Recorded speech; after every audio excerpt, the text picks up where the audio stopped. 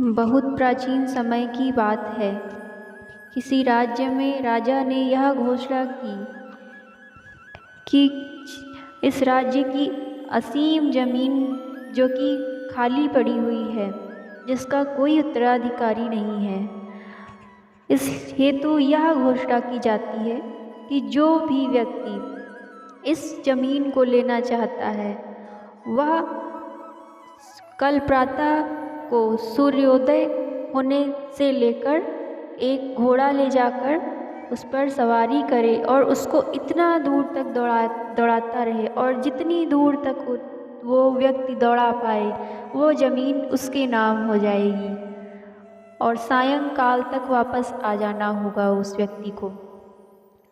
तो उसी राज्य में एक किसान, रामू नाम का एक किसान रहता था, जो कि बहुत ही दयनीय था। उसके पास खाने को 2 वक्त का भोजन भी नहीं होता था, बच्चों को पहनने को वस्त्र भी नहीं सही से होते थे, फटे पुराने वस्त्र बच्चों को पहनना पड़ता था। वह रामू बहुत परेशान रहता था कि किसी तरह से मेरी गृहस्थी संवर जाए, सही से चलने लगे, मेरे बच्चे भी खुशी से रहने लगे। तो उस व्यक्ति को जब वह पता चलता है कि राजा ने यह घोषणा की है तो उसके मन में एक उम्मीद जगती है और वह निकल पड़ता है राजा के महल की ओर और प्रातःकाल को वह घोड़ा लेता है और सूर्योदय होने के प्रारंभ से ही वह निकल पड़ता है घोड़े पर सवार होकर और घोड़े को दौड़ाते हुए 1 घंटा हो जाता है, 2 घंटा हो जाता है, तब भी इतनी खुशी उसे होती है कि ये ज़मीन मेरी हो गई। जितना दौड़ाता जा रहा है उसको लगता है ये मेरी हो गई, ये ज़मीन मेरी हो गई और दौड़ाता जाता है। दोपहर हो जाती है, प्यास लगी है लेकिन रुकना नहीं था, ये शर्त थी कि रुकना नहीं है, बस दौड़ते चलो, जितना दौड़ पाओ वो ज़मीन तुम्हारी। तो वो दौड़ाता जाता है, घोड़ा भी थक गया है लेकिन बस यही मन में आ रहा था थोड़ा सा और, ये ज़मीन भी अब मेरी हो जाएगी।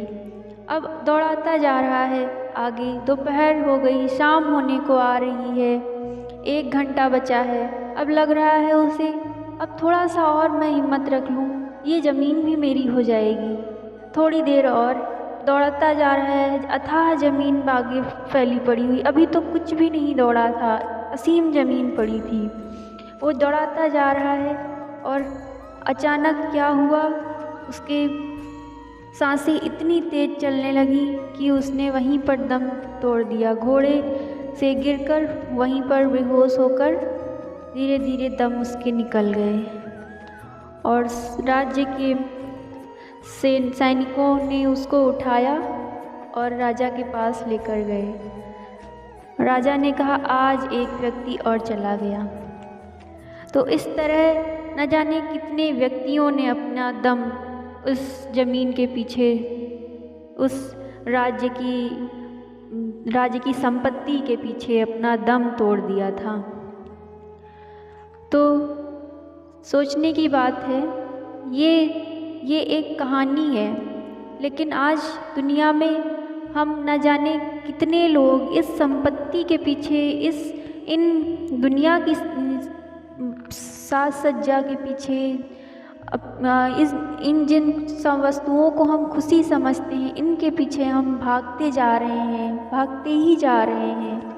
हमारे पास सोचने के लिए समय ही नहीं बचा है कि आखिर हम थोड़ा सा रुक लें, थोड़ा सा खुद को समझ लें, हम खुद से बात कर लें कि हमें क्या चाहिए, क्या सच में हमको इन सभी वस्तुओं की इतनी ज़रूरत है, क्या सच में थोड़ा सा रुककर हम खुद से बात करें।